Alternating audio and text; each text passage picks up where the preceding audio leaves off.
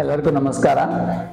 ಈ ವಿಡಿಯೋದಲ್ಲಿ ಇವತ್ತು ಕ್ಲಾಸ್ 2 ಬಾಲ್ನೆಸ್ ಅವರಿಗೆ ನಾವು ಹೇರ್ ಟ್ರಾನ್ಸ್ಪ್ಲಾಂಟಲ್ಲಿ ಬೆಸ್ಟ್ ರಿಸಲ್ಟ್ಸ್ ಹೇಗೆ ಸಾಧಿಸವಾಗಿದ್ದೀವಿ ಅಂತ ಅದ್ರ ಬಗ್ಗೆ ಡಿಸ್ಕಸ್ ಮಾಡೋ ಅಂತ ಒಂದು ವಿಡಿಯೋ ಮಾಡಿಸಲಾಗಿದೆ.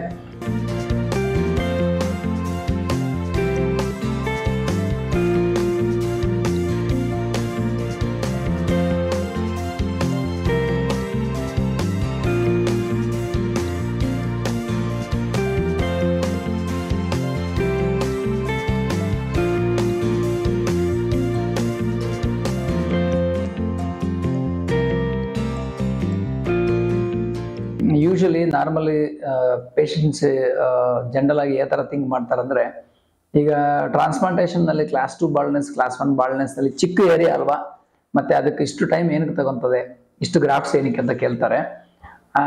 ಅವ್ರಿಗೆ ಏನಂದರೆ ಇದು ಚಿಕ್ಕ ಏರಿಯಾ ಅಲ್ವಾ, ಈಸಿಯಾಗಿರುತ್ತೆ ಟ್ರಾನ್ಸ್ಪ್ಲಾಂಟ್ ಸರ್ಜರಿ ಅಂತ ಒಂದು ಅವ್ರಿಗೆ ಅನಿಸ್ತದೆ ಮೈಂಡ್ನಲ್ಲಿ. ಬಟ್ ಅದು ಆ್ಯಕ್ಚುಲಿ ರಾಂಗು, ಯಾಕಂದರೆ ತಪ್ಪದು. ಯಾಕಂದರೆ ಕ್ಲಾಸ್ 5 ಬಾಲ್ನೆಸ್ ಅವ್ರಿಗೆ ಮಾಡೋದು ಈಸಿ, ಕ್ಲಾಸ್ 2 ಕ್ಲಾಸ್ 1 ಬಾಲ್ನೆಸ್ ಅವ್ರಿಗೆ ಟ್ರಾನ್ಸ್ಪ್ಲಾಂಟ್ ಮಾಡೋದು ಭಾಳ ಕಷ್ಟ. ಏನಕ್ಕೆ ಆ ಥರ ಅಂದರೆ ಅಲ್ಲಿ ಮೋರ್ ಪ್ರೆಸಿಷನ್ ಬೇಕು. ಫ್ರಂಟ್ ಸೈಡ್ ಮಾಡುವಾಗ, ಹೇರ್ ಟ್ರಾನ್ಸ್ಪ್ಲಾಂಟ್ ಮಾಡುವಾಗ ಮೋರ್ ಪ್ರೆಸಿಷನ್ ಬೇಕು. ಆ್ಯಂಗುಲೇಷನ್ಸ್ ಆಗಲಿ, ಓರಿಯಂಟೇಷನ್ಸ್ ಆಗಲಿ ಬೆಸ್ಟ್ ಇರಬೇಕು, ಇಲ್ಲಾಂದರೆ ರಿಸಲ್ಟ್ಸ್ ಚೆನ್ನಾಗಿ ಬರಲ್ಲ. ಅದರಿಂದ ಟೆಕ್ನಿಕಲ್ ಟೀಮ್ಗಾಗಲಿ, ಸರ್ಜನ್ಗಾಗಲಿ, ಡಾಕ್ಟರ್ಸ್ಗಾಗಲಿ ಅವ್ರಿಗೆ ಕ್ಲಾಸ್ 2 ಬಾಲ್ನೆಸ್ನಲ್ಲಿ ರಿಸಲ್ಟ್ಸ್ ಟ್ರಾನ್ಸ್ಪ್ಲಾಂಟೇಷನ್ ಮಾಡಬೇಕಂದ್ರೆ ಸ್ವಲ್ಪ ಕಂಪೇರ್ ಟು ಕ್ಲಾಸ್ 5 ಬಾಲ್ನೆಸ್ಗೂ ಕಷ್ಟ ಆಗುತ್ತೆ. ಅಂದರೆ ಟೈಮ್ ಜಾಸ್ತಿ ತಗೊತದೆ, ಮೋರ್ ಜಾಸ್ತಿ ಪ್ರೆಸಿಷನ್ ಯೂಸ್ ಮಾಡಬೇಕಾಗತ್ತೆ, ಮೋರ್ ಕಾನ್ಸಂಟ್ರೇಷನ್ ನೀಡಬೇಕಾಗತ್ತೆ ಟ್ರಾನ್ಸ್ಪ್ಲಾಂಟೇಷನ್ ಕೆಲಸ ಮೇಲೆ. ಸೊ ಅದರಿಂದ ಕ್ಲಾಸ್ 1 ಕ್ಲಾಸ್ 2 ಕ್ಲಾಸ್ 3 ಬಾಲ್ನೆಸ್ ಅವರಿಗೆ ನಾರ್ಮಲಿ ದೊಡ್ಡ ಕೇಸ್ ಯಾವ ಥರ ಟೈಮ್ ತಗೊತದೆ, ಅವ್ರಿಗೂ ಅಷ್ಟೇ ಟೈಮ್ ತಗೊತದೆ, ಇನ್ನೂ ಕಷ್ಟ ಆಗುತ್ತೆ ಮಾಡೋದು. ಸೊ ಇವತ್ತು ಪೇಷಂಟ್ಗೆ ಇವತ್ತು ಕ್ಲಾಸ್ 2 ಬಾಲ್ನೆಸ್ ಅವ್ರಿಗೆ ನಾವು ಟ್ರಾನ್ಸ್ಪ್ಲಾಂಟೇಷನ್ ಮಾಡಿದ್ವಿ. ಇದರಲ್ಲಿ ಸ್ವಲ್ಪ ಮುಖ್ಯ ವಿಷಯಗಳನ್ನು ನಾವು ಅಬ್ಸರ್ವ್ ಮಾಡಿ ಅದ್ರ ಪ್ರಕಾರ ಪ್ಲಾನ್ ಎಕ್ಸಿಕ್ಯೂಟ್ ಮಾಡಿದರೆ ಒಳ್ಳೆ ರಿಸಲ್ಟ್ಸ್ ಬರ್ತವೆ. ಇವರಿಗೆ number 1 point, hair line draw ಮಾಡೋದು. ಅವ್ರ ಫೇಶಿಯಲ್ ಮೆಜರ್ಮೆಂಟ್ಸ್ ತಗೊಂಡು ಕ್ಯಾಲ್ಕುಲೇಷನ್ಸ್ ಮಾಡಿ ಅವ್ರ ಫೇಸ್ಗೆ ಯಾವುದು ಸೂಟ್ ಆಗುತ್ತೋ ಆ ತರಹ ನಾವು ಹೇರ್ಲೈನ್ ಡಿಸೈನ್ ಮಾಡಿದ್ವಿ. ಹೇರ್ಲೈನ್ ಡಿಸೈನ್ ಮಾಡೋದು ಫಸ್ಟ್ ಬೆಸ್ಟ್ ಇಂಪಾರ್ಟೆಂಟ್ ಸ್ಟೆಪ್ ಇಂದ ಹೇರ್ ಟ್ರಾನ್ಸ್ಪ್ಲಾಂಟೇಷನ್. ಅಲ್ಲಿ ಹೇರ್ಲೈನ್ ಚೆನ್ನಾಗಿ ಡಿಸೈನ್ ಮಾಡಿಲ್ಲ ಅಂದರೆ ಅದು ಹೇರ್ಲೈನ್ನಲ್ಲಿ ಇಂಪ್ಲಾಂಟೇಷನ್ ಮಾಡೋದು ಚೆನ್ನಾಗಿ ಮಾಡಿದ್ರೂ ರಿಸಲ್ಟ್ ಚೆನ್ನಾಗಿ ಬರೋದಿಲ್ಲ. ಯಾಕಂದರೆ ಒಬ್ಬೊಬ್ಬರಿಗೆ ಒಂದೊಂದು ಥರ ಹೇರ್ಲೈನ್ ಡಿಸೈನ್ ಮಾಡಬೇಕು. ಸೊ ನಂಬರ್ 2 ಏನಂದರೆ ಪ್ರಾಪರ್ ಆ್ಯಂಗುಲೇಷನ್ಸ್. ಇಂಪ್ಲಾಂಟೇಷನ್ ಮಾಡುವಾಗ ಪ್ರಾಪರ್ ಆ್ಯಂಗುಲೇಷನ್ಸು ಮತ್ತು ಪ್ರಾಪರ್ ಡೆಪ್ತು, ಎಷ್ಟು ಡೆಪ್ತ್ ಇಂಪ್ಲಾಂಟ್ ಮಾಡಬೇಕು. ಆವಾಗ ಪೇಷಂಟ್ ಗ್ರಾಫ್ಟ್ ಒಂದು ಸ್ಯಾಂಪಲ್ ತಗೊಂಡು ಮೆಜರ್ಮೆಂಟ್ ಮಾಡಿಕೊಂಡು ಅದೇ ಥರ ಡೆಪ್ತ್ ಆಗ್ತೀವಿ. ನಂಬರ್ 3 ಓರಿಯಂಟೇಷನ್ಸ್ ಆಫ್ ದ ಗ್ರಾಫ್ಟ್ಸ್ ಯಾವ ಥರ ಫ್ರಂಟ್ ಬ್ಯಾಕ್ ಸೈಡಿಂದ ಫ್ರಂಟ್ ಇಂಪ್ಲಾಂಟ್ ಮಾಡುವಾಗ ಓರಿಯಂಟೇಷನ್ಸ್ ಹೆಂಗಿರುತ್ತೆ, ಅದು ಒಬ್ಬೊಬ್ಬ ಪೇಷಂಟ್ ಒಂದೊಂದು ಥರ ಇರುತ್ತೆ. ಇದೆಲ್ಲ ನೋಡಿ ನಾವು ಒಳ್ಳೆ ಪ್ಲಾನ್ ಎಕ್ಸಿಕ್ಯೂಟ್ ಮಾಡಿದ್ರೆ ಈ ಥರ ರಿಸಲ್ಟ್ಸ್ ನಾವು ಮಾಡೋಕ್ಕೂ ಡೆಫಿನೆಟ್ಲಿ ಸಾಧ್ಯ ಇದೆ.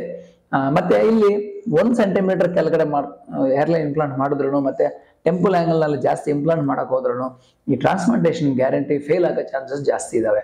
ಸೊ ಅದರಿಂದ ನಿಮ್ಮ ಎಕ್ಸ್ಪರ್ಟ್ ಹತ್ರ ಕೂತ್ಕೊಂಡು ಡಿಸ್ಕಷನ್ ಮಾಡಿಕೊಂಡು ನಿಮ್ಮ ಫೇಸ್ಗೆ, ನಿಮ್ಮ ಕೇಸ್ಗೆ ಯಾವುದು ಸೂಟ್ ಆಗುತ್ತೆ ಹೇರ್ಲೈನು ಮತ್ತು ಯಾವ ಥರ ರಿಸಲ್ಟ್ಸ್ ಬರ್ತಾರೆ ಸ್ವಲ್ಪ ಡಿಸ್ಕಸ್ ಮಾಡಿಕೊಂಡು ಮತ್ತೆ ಟ್ರಾನ್ಸ್ಪ್ಲಾಂಟೇಷನ್ ಪ್ರೊಸೀಡ್ ಆಗೋದು ಬೆಟರ್. ಸೊ ನಮ್ಮ ಕೇಸ್ನಲ್ಲಿ ಇವಾಗ ಬೆಸ್ಟ್ ರಿಸಲ್ಟ್ಸ್ ಬಂದಿದೆ. ಯಾಕಂದರೆ ಈ ಎಲ್ಲ ಸ್ಟೆಪ್ಸ್ ನಾವು ನೀಟಾಗಿ ಇಂಪ್ಲಿಮೆಂಟ್ ಮಾಡಿ ಟ್ರಾನ್ಸ್ಪ್ಲಾಂಟೇಷನ್ ಮಾಡಿದ್ವಿ. ಒಂದು 10 ಮಂತ್ಸ್ ಆದಮೇಲೆ ನೋಡಿದ್ರೆ ಡೆನ್ಸಿಟಿ ಆಗಲಿ, ನ್ಯಾಚುರಲ್ ಹೇರ್ಲೈನ್ ಯಾರು ನೋಡಿದ್ರೆ ಕನ್ನಡಕ್ಕೆ ಸಾಧ್ಯನೇ ಇಲ್ಲ, ಆ ಥರ ನೀಟಾಗಿ ನ್ಯಾಚುರಲ್ ಹೇರ್ಲೈನ್ ಬಂದಿದೆ. ಮತ್ತು ಡೆನ್ಸಿಟಿ ಆಗಿ, ವಾಲ್ಯೂಮ್ ಆಗಿ, ಬ್ಲೆಂಡಿಂಗ್ ಅಂದರೆ ಇಂಪ್ಲಾಂಟೆಡ್ ಹೇರು ಎಕ್ಸಿಸ್ಟಿಂಗ್ ಹೇರ್ಗೆ ನ್ಯಾಚುರಲ್ ಮೆರ್ಜ್ ಆಗುತ್ತೆ. ಸೊ ಎರಡಕ್ಕೆ ಡಿಫರೆನ್ಸ್ ಇರಲ್ಲ, ಅದು ಬ್ಲೆಂಡಿಂಗ್ ಅಂತ ಹೇಳ್ತೀವಿ. ಅದು ನೋಡಿ ಎಲ್ಲ ನೀಟಾಗಿದೆ. ಇದೆಲ್ಲ ಬೆಸ್ಟ್ ಸರ್ಜನ್ ಹತ್ರ, ಬೆಸ್ಟ್ ಕ್ಲಿನಿಕ್ ಹತ್ರ, ಎಕ್ಸ್ಪರ್ಟ್ ಹತ್ರ ಮಾಡಿಕೊಂಡ್ರೆ ಅಂದರೆ planning, consultation, planning, surgery execution, post op ಇದೆಲ್ಲ ಸೇರಿ ಒಟ್ಟಿಗೆ ನೀಟಾಗಿ ಆದರೆ ನಿಮ್ಗೆ ರಿಸಲ್ಟ್ಸ್ ಚೆನ್ನಾಗಿ ಬರುತ್ತೆ. ಅದು ಈ ವಿಡಿಯೋಕ್ಕೆ ಮುಖ್ಯ ಉದ್ದೇಶ. ನಮ್ಮ ಪೇಷಂಟ್ಗೆ ಚೆನ್ನಾಗಿ ರಿಸಲ್ಟ್ಸ್ ಬಂದಿದೆ. ಒಳ್ಳೆ ಡಾಕ್ಟರ್ ಹತ್ರ ಹೋಗಿ ನೀಟಾಗಿ ಎಲ್ಲ ಪ್ಲಾನ್ ಮಾಡ್ಕೊಂಡು ಇದೇ ತರಹ ರಿಸಲ್ಟ್ಸ್ ಎಲ್ಲರಿಗೂ ಬರುತ್ತೆ. ಪ್ರೊವೈಡೆಡ್ ನಿಮ್ಗೆ ಒಳ್ಳೆ ಡೋನರ್ ಬ್ಯಾಕ್ ಸೈಡ್ ಇದ್ರೆ ಒಳ್ಳೆ ಟ್ರಾನ್ಸ್ಪ್ಲಾಂಟೇಷನ್ ಮಾಡ್ಬೋದು. ಕನ್ಕ್ಲೂಷನ್ ಏನಂದ್ರೆ, ಬಹಳ ಜನ ಕೇಳ್ತಾರೆ 1 ಸೆಂಟಿಮೀಟರ್ ಕೆಳಗಡೆ ಹಾಕ್ಬೋದಲ್ಲ, ಪೇಷಂಟ್ಸ್ ಕೇಳ್ತಾರೆ. ಅವ್ರಿಗೆ ಅದ್ರ ಬಗ್ಗೆ ಸ್ವಲ್ಪ ಮಾಹಿತಿ ಇರಲ್ಲ, ಅಂದ್ರೆ ಐಡಿಯಾ ಇರಲ್ಲ. ಈಗ 1 ಸೆಂಟಿಮೀಟರ್ನಲ್ಲಿ ನಮ್ಮ ಪೇಷಂಟ್ಗೆ ಈಗ ರಿಸಲ್ಟ್ಸ್ ಬಂದಿದೆಯಲ್ಲ, ಅವ್ರಿಗೆ 1 ಸೆಂಟಿಮೀಟರ್ ಕೆಳಗಡೆ ತಗೊಂಡ್ರೆ ಅವ್ರ ಟ್ರಾನ್ಸ್ಪ್ಲಾಂಟೇಷನ್ ಗ್ಯಾರಂಟಿ ಫೇಲ್ ಆಗುತ್ತೆ. ಏನಕ್ಕೆ ಆ ಥರ ಅಂದರೆ, ಆ 1 ಸೆಂಟಿಮೀಟರ್ನಲ್ಲಿ ಆಂಗ್ಯುಲೇಷನ್ಸ್ ಎಲ್ಲ ಚೇಂಜ್ ಆಗುತ್ತೆ. ಯಾಕಂದ್ರೆ ಫೇಸ್ ಕರ್ವ್ ಇರುತ್ತೆ, ಅಲ್ಲಿ ಆಂಗ್ಯುಲೇಷನ್ಸ್ ಎಲ್ಲ ಚೇಂಜ್ ಆಗುತ್ತೆ. ಮತ್ತೆ ಒಂದು 500 ಎಕ್ಸ್ಟ್ರಾ ಗ್ರಾಫ್ಟ್ಸ್ ಬೇಕಾಗುತ್ತೆ, ನ್ಯಾಚುರಲ್ ಇರಲ್ಲ.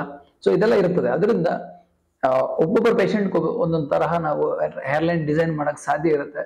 ಅಲ್ಲಿ ಡಿಸ್ಕಷನ್ ಮಾಡಿ ಅವ್ರ ಫೇಶಿಯಲ್ ಅಪ್ಪರ್ ಫೇಶಿಯಲ್ ಹೈಟ್ ಆಗ್ಬೋದು, ಮಿಡ್ ಫೇಶಿಯಲ್ ಹೈಟ್ ಆಗ್ಬೋದು, ಲೋವರ್ ಫೇಶಿಯಲ್ ಹೈಟ್ ಆಗ್ಬೋದು, ಪ್ರೊಫೈಲ್ ಹೆಂಗಿದೆ ಅಂತ ನೋಡ್ಬಿಟ್ಟು ಅದು ಪ್ರಕಾರ ಹೇರ್ ಲೈನ್ ಡಿಸೈನ್ ಮಾಡ್ಕೊಂಡ್ರೆ ನಿಮಗೆ ಚೆನ್ನಾಗಿ ಹೇರ್ ಲೈನ್ ಬರುತ್ತೆ. ಇಲ್ಲ ಅಂದ್ರೆ ಆಕ್ವರ್ಡ್ ಆಗುತ್ತೆ, ಫೇಲ್ ಆಗೋ ಚಾನ್ಸ್ ಇರುತ್ತೆ.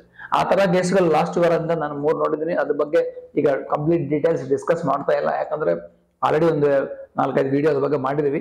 ಈ ವಿಡಿಯೋದಲ್ಲಿ ಬರೀ ಹೇರ್ ಲೈನ್ ನ್ಯಾಚುರಲ್ ಬರ್ಬೇಕಂದ್ರೆ ಏನ್ ಮಾಡ್ಬೇಕು ಅಂತ ಮಾತ್ರ ಡಿಸ್ಕಸ್ ಮಾಡಿದೀವಿ. ಸೊ ದಯವಿಟ್ಟು ಅದರಿಂದ ನಿಮ್ ಪ್ಲಾನ್ ಬಗ್ಗೆ ಒಳ್ಳೆ ಎಕ್ಸ್ಪರ್ಟ್ ಹತ್ರ ಕೂತ್ಕೊಂಡು ಡಿಸ್ಕಸ್ ಮಾಡ್ಕೊಂಡು ಟ್ರಾನ್ಸ್ಪ್ಲಾಂಟೇಷನ್ ಮಾಡ್ಕೊಂಡ್ರೆ ಒಳ್ಳೇದು. Thanks for watching our videos.